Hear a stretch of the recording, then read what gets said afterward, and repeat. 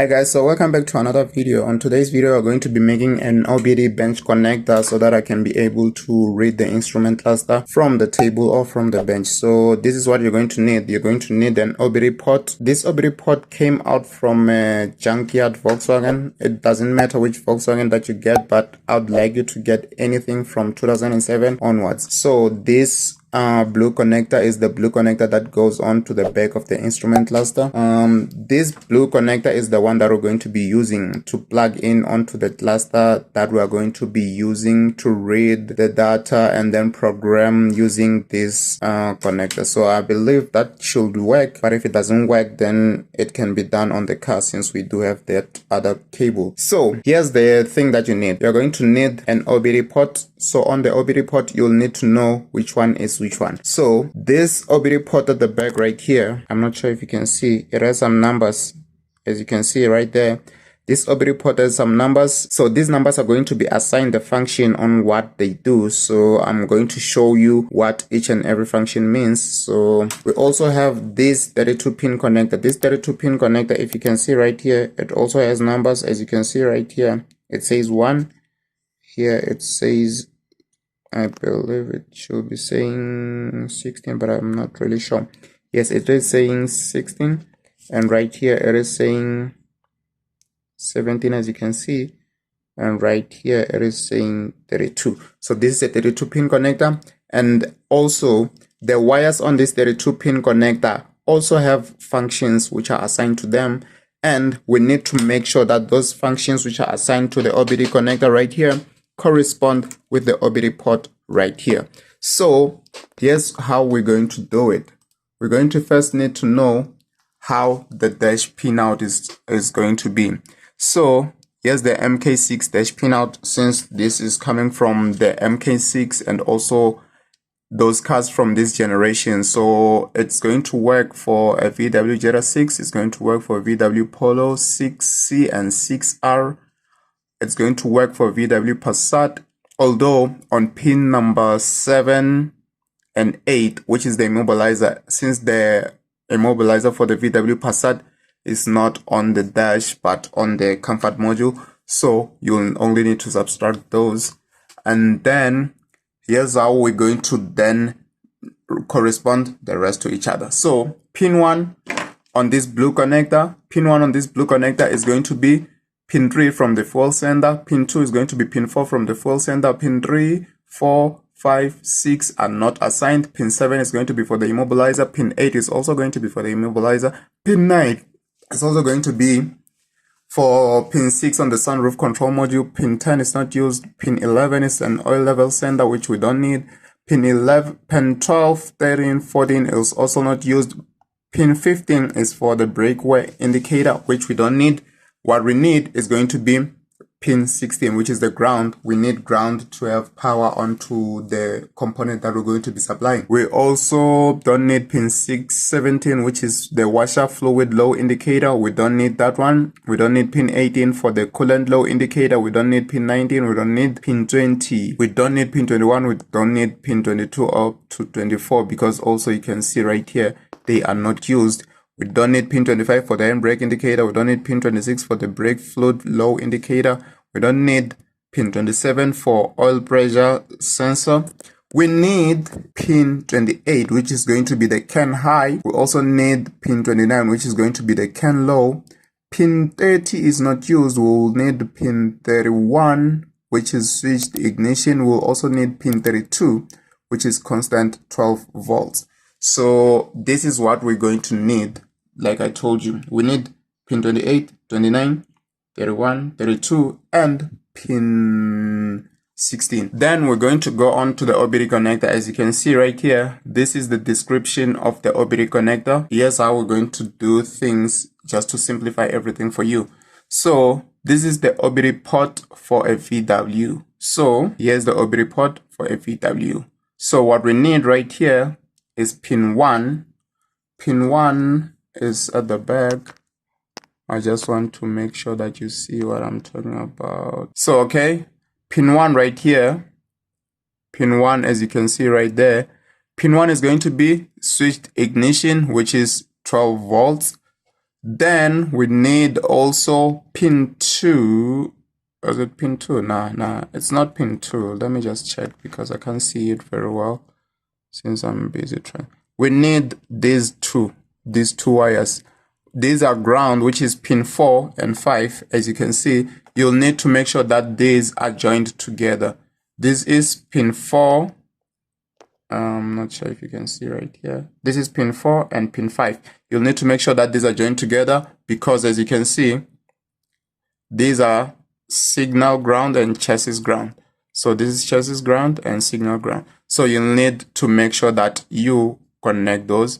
And we then need CAN low and CAN high. So CAN low and CAN high are on pin 6 is going to be CAN high. Don't know why it doesn't want to show. But like I'm telling you, pin 6 is going to be CAN high. And then at the bottom, this is pin 14, which is going to be CAN low. Pin 14 is at the bottom right here. As you can see, the numbers right there. This is pin 14, which is going to be CAN low. And this right here is going to be battery power. This is pin 16, which is going to be battery power right here. So the red and white wire is going to be battery power. And this one, I think, is the CAN line, K line, not CAN line, K line, which is pin 7. This blue kind of wire, this is K line. So I've shown you what you need on this OBD port. So what you're going to need to do right now is to then strip this connector. After stripping this connector, you'll need to reference the pin number and the wire. So because we're going to take out this blue connector which has the numbers, so it will need to be referenced so that you don't get the connections wrong. So this pin connector right here can be pulled up. Just need to pull this up. I'm not sure if I can do it with one hand. So okay, let me try again to open this connector right here. So if you can try to pull it up just like that, you can pull this up and remove it. Now you can be able to pull this connector out. This connector is tied up to this. So now, as you can see, it's coming out. So what you need from this is to make sure that you get the corresponding wires. So when you see this black wire, this one right here, you should know that this one is for the ignition, or this one is for the immobilizer or the ignition. This is the one which goes onto the key barrel and reads the key with the transponder. So this is for the key. So I'm not going to remove this. Now what we need to do is to make sure that we read these wires and match them to the corresponding wires.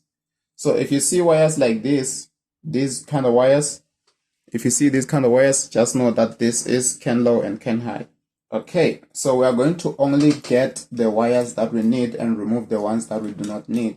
So we're going to have to then remove these pins right here and only leave the ones that we need. So this is going to be 1 to 16 at the top right here, then 17 at the bottom right here to 32. So we need to correspond these. So for now, what you can do is just to remove the wires that you do not need. So we're going to start with these 2 wires because we do not need them. To remove them, what you need to do is just to simply press in here and pull out that wire just like that. You pull it out just like that because you don't need this wire, so it's out, so that you don't have a lot of wires to deal with and only deal with the ones that are required.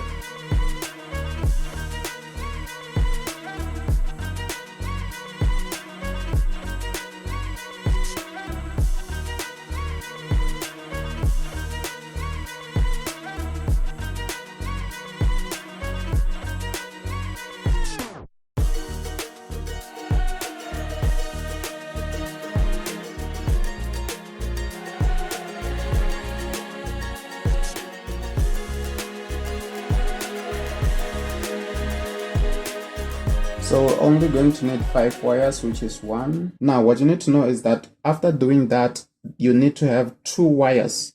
These 2 wires are going on to go to the power on this side. These are going to connect power on this side, and after connecting power on this side, you are also going to get to connect power on this cable, which is going to be going to your power supply. I need to make sure that you listen to this very well. So this is my power supply. On this power supply, I'm going to put this 12 volts positive right here and put the ground negative right here. So for you to be able to have power, these two wires needs to go here because you will need to get power onto this device. So you'll need to get power from this side and that side, and also make sure that this OBD as well has power. So you'll need to have wires which are coming out from the positive. This is the power wire. This is going to go on to the OBD port, and this is going to go on to the power supply. I hope you understand me very well. This is going to go on to this cable, and then the red one is going to go on to the power supply. It's also going to be the case right here. So because this one is not conjoined, what I can do is to conjoin it with another brown wire.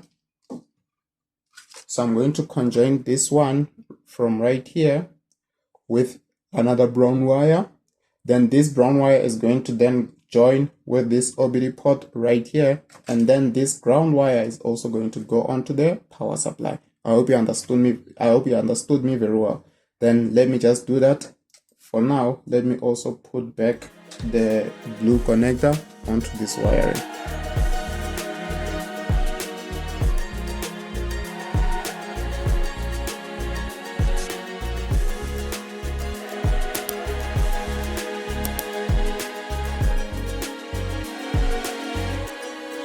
Okay, so I've now switched phones. That's why you're seeing the quality being low. So this is the phone that I was using to record. Now, I think I also need to plug in the OBD11, but I'm gonna plug that after. So what I'm going to do right now is just to make sure that I plug in the power supply and see how things are going to go. Power supply is on. As you can see, the instrument cluster is on as well. I'm not sure if you're able to see, but the instrument cluster is on, and it says key not in range, which means this worked. So what we need to do is to plug in the OBD11. Here it is. I'm not sure if you are really able to see this cluster, but let's plug in the OBD11 and see whether things are going to work. Okay, OBD11 is turned red. I'm not sure if you're able to see it. Are you able to see it? But yeah, here it is, because I'm in an awkward position. So OBD11 is right there. It's able to turn red. Now I think we can be able to read the cluster using AVDI. So we're just gonna see if that works. So I'm just going to connect. I'm just going to log into AVDI.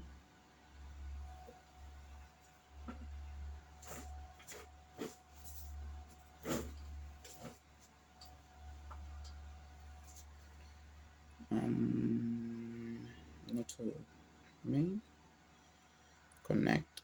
Let's see whatever it is that is going to find.